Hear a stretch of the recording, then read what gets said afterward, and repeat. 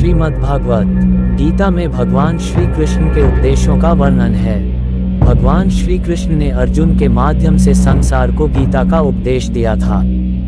कृष्ण ने अर्जुन को गीता का पाठ तब पढ़ाया था जब उनके कदम महाभारत युद्ध की युद्ध भूमि में डगमगाने लगे थे।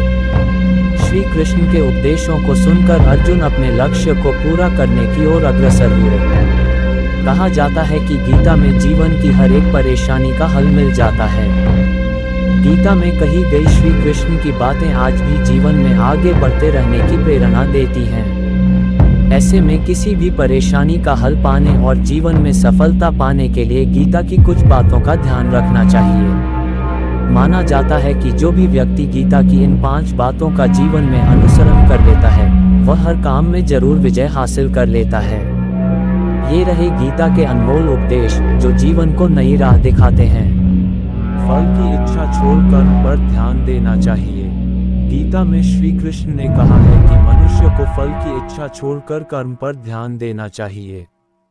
मनुष्य जैसा कर्म करता है उसे फल भी उसी के अनुरूप मिलता है।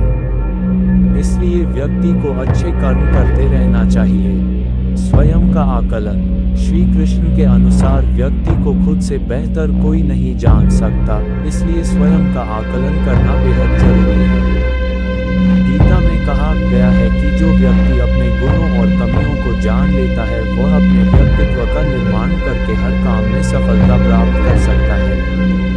मन पर नियंत्रण। हमारा मन ही हमारे दुखों का कारण होता है।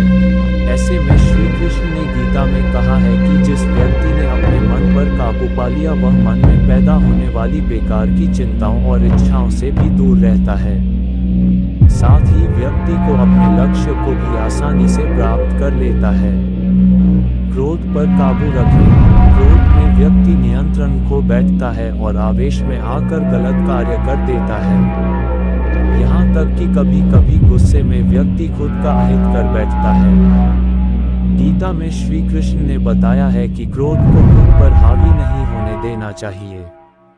यदि गुस्सा आए तो स्वयं को शांत रखने का प्रयास करें। स्पष्ट नजरिया। गीता के अनुसार व्यक्ति को संदेह या संशय का स्थिति में नहीं रहना चाहिए। जो लोग संशय का स्थिति में रहते हैं उनका भला नहीं हो सकता है। जीवन में स्पष्ट नजरिया होना चाहिए।